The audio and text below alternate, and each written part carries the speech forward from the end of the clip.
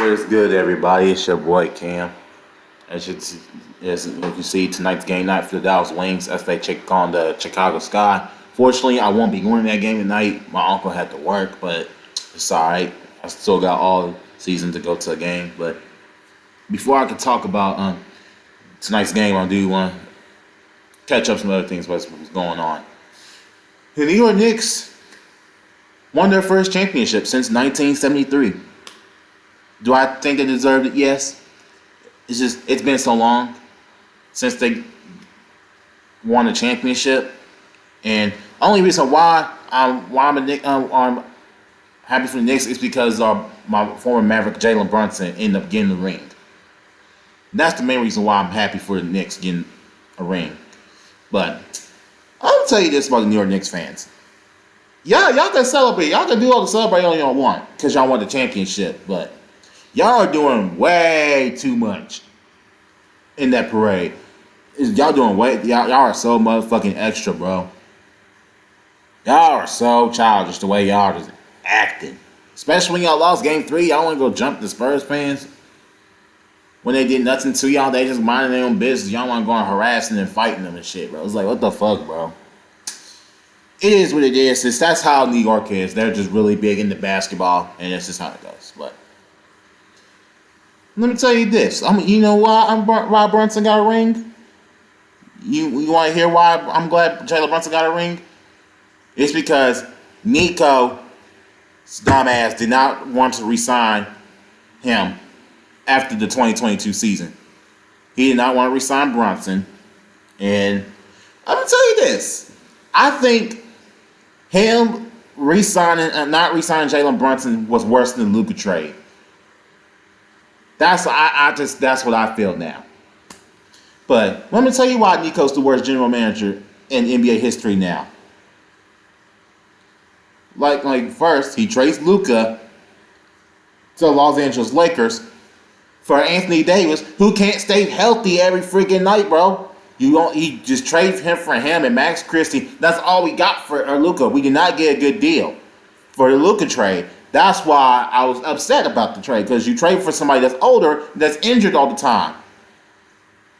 It's like you gotta get more than Anthony Davis, Nico. And then not only that, you trade away Quentin Grimes for Caleb Martin, that's also injured all the time. That's another reason I think Nico. That was another worst trade. And then, like I said before, he doesn't re-sign Jalen Brunson. And then look what happens now. Jalen Brunson gets the ring with the freaking New York Knicks. Yeah, Nico, you're done. You're done. You're definitely, no NBA team is hiring your ass anymore. It's like you got so much brain damage.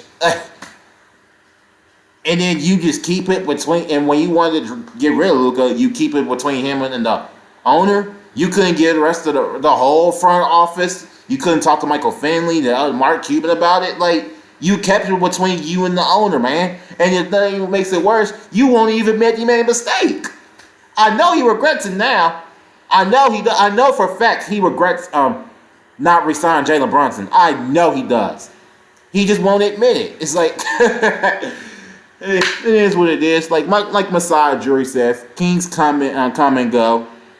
It's like, yeah, the Messiah Jury is gonna do everything he can to get the Mavericks winning and win a championship with Cooper Flag. He's going to do everything in his power to build around Cooper Flag. One thing I got a problem with Messiah Jury right now, he hasn't even found out who's going to be the next head coach. That's my concern. The NBA draft is on Tuesday night, and they still haven't found out who's going to be the new head coach from the Mavericks. Time's ticking, man. They got to go because all these players, they're going to want to know what plays are they running and everything. Or if they want to hire Frank Vogel as the head coach, that's fine with me. Like, he won a championship ring with the Lakers. I'm okay with Frank Vogel taking over as head coach. But I don't think he wants to go that route right now. But hey, obviously they're keeping it quiet about who's our head coach. Maybe they already hired one, but they probably just don't want to say anything. Who it is. There was talks about the Mavericks trading their 9th pick. There is talks about that, but I don't know. We'll see. It's going to be real interesting what happens on draft night for the Dallas Mavericks. But I'm happy for New York they get a ring, but I just don't see them win another championship next year. I just don't see it happening, bro. I can't see it. It's like it's either Boston, Detroit, or maybe Indiana might come out of the East next year. We'll see. I think the Eastern Conference is going to be tougher to watch next year. Because Charlotte Hornets, they even started winning at the second half of the season, but still didn't even make the playoffs. I believe this Charlotte Hornets team is going to be much better going into next season. They're just going to be better. They're going to be better. They're going to be better, man. But now that I talked about the NBA, now we're ready to get into the Dallas Wings. So, as you can see tonight, they check on Chicago Sky, and I believe this should be a win. The Chicago Sky is not doing so well right now, but they got some players that can play.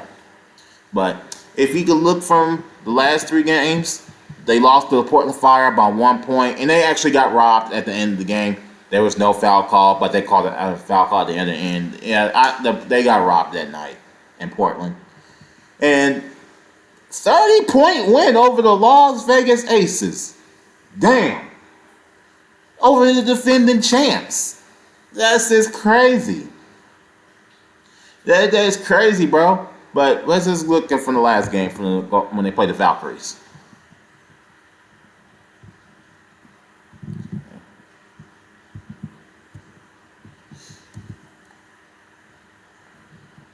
Yes, they had an 11-point loss. I feel like that should have been a win. But here's what I'm going to tell you what happened. So, if you can see that first quarter. They were doing good. They were doing good in that first quarter. After that, only scored 7 points in the second quarter. They gave up 27. Their energy was not great at all in that second quarter. Second quarter is where we really messed up. That's where we messed up the whole game. We didn't have I didn't see no energy, no effort from any of the players that Wednesday night when they played in Golden State. I think they just got too comfortable to lead, but like I said, go look at the Golden State Valkyries record at home. They were 7-2 at home. But now they actually just lost last night to the Minnesota Lynx. They're now 7-3. But like I said, it's not easy playing at somebody else's house. It doesn't matter what the record is. It really don't matter, bro. But let's just take a look at the stats for the Wings. Jessica Shepard finished with 14 points. Awak Career finished with 3. And then you got Arika Ngubali. She's been playing well for the past couple games. She finished with 21. Paige Beckers finished with 15 points, and then AZ Fudd ended up finishing with 10. And then you got Sugg Sutton coming off the bench, finishing with 9. And here's what happened with when they played on Wednesday night.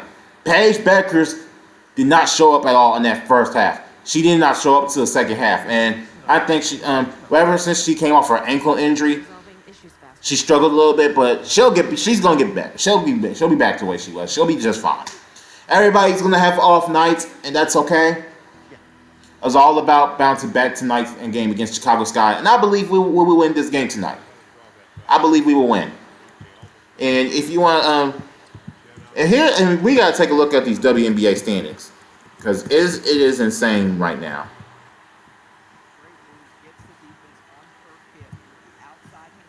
As you can see, in the Eastern Conference, let's get a better look at it, at the standings, the seed, so I can show the seedings.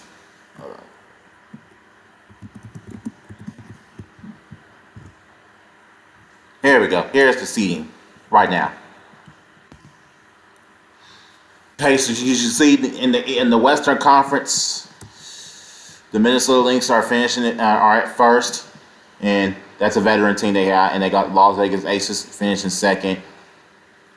And the Golden State Valkyries are sitting in 5th place, and we're in 6th. So basically, we're going to need a win tonight for us to get back into 6th place. We're going to need a win against the Chicago Sky tonight. And the Portland Fire, that's not, like I said, the Portland Fire are not a bad team. They're not that bad. They're not a bad team at all.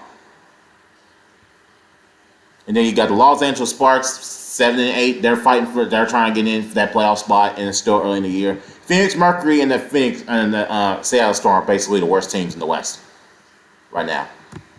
And in the East, you got Atlanta Dream finishing 11-4, Liberty at 11-5, and you got the Indiana Fever at 9-7. And the Mystics are 7-7, and you got the Toronto Tempo at 8-8. This is the best competition I've seen in WNBA basketball in a long, long time. It's getting more fun to watch now, honestly. I'm starting to get into it even more now. It's like this is a tough standings right now. This is real tough. And I'll tell you this, but I'm about to say this. The Indiana Fever are not title contenders. They aren't title contenders, man. Every game I watch the Fever, the commentators like, oh, they're title contenders. Every single game I watch, they always be saying that shit. It's like they got a coach who don't know what the hell they doing. They always want to run with Kelsey Mitchell. They don't run with the plays with Caitlin Clark. It's like the way Caitlin Clark was sitting on that bench today in Atlanta, she looked like she just don't want to be there no more. She even wants Stephanie White to be fired, or she's gonna end up leaving. The Indiana Fever front office is not doing enough to build around Caitlin Clark. They ain't doing enough, bro. It's like I'm gonna say this: the Fever fans aren't really Fever fans. They're just Caitlin Clark fans. That's all they're here for. You see a bunch of Caitlin Clark jerseys. That's all you see, bro. Hey, but you see some Sophie Cunningham jerseys because she was the first one to finally actually defend her. It's like nobody else would, but yeah, it is what it is. But I say 2 years from now, if Caitlin cannot get to the finals, she'll end up requesting a trade. She'll end up requesting a trade in the future if she does not win anything. It's like I don't know, man. It's like yes, the Atlanta Dream lost them the first meet, but they had an off game. Like I said, everybody has off games, but the last two nights for today, the Dream beat the Fever in a blowout. And you want to look at the score from the Atlanta Dream? 113-96. 113-96, bro. And here's what happened.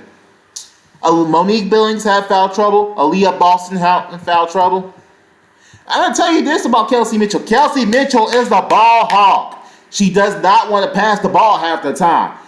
I think she's jealous because all those fans are here for Caitlin. She was the best player until Caitlin Clark got here. It's like Kelsey Mitchell. You cannot trust Kelsey Mitchell in crunch time. You can't trust her. It's like she does not want to pass the ball. Everybody can say, she's the great player. I mean, yeah, she is, but she's selfish half the time. She's selfish.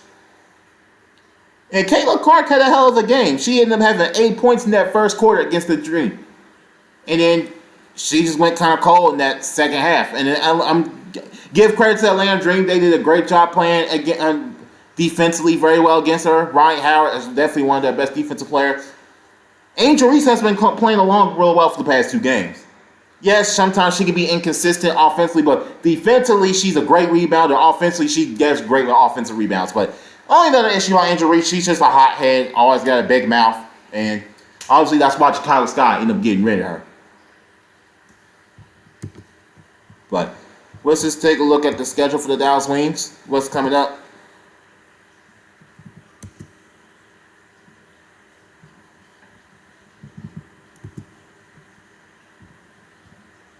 Like I said, they take on the Chicago Sky tonight at 7 p.m.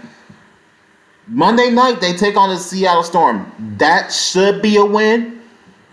But again, we gotta stay locked in because again, the goal is to snap that road 3-game road trip losing streak. We gotta snap that losing streak thing. Thursday night will be our another biggest test on the road. We take on Las Vegas Aces, and that'll be at 9 o'clock on NBA TV. And then we come back home, get the rematch with the Minnesota Lynx. That's how the schedule is going to be. I'm finishing the month of June, and I believe we can win 3 out of 4 of them. Maybe you could go or maybe we can win all 4 of them. We could do that. We can do that. It's just take one game at a time and let's just go from there. And hopefully Odyssey Sims will be back real soon. We definitely need her back, and we just basically stay in prayers up for her.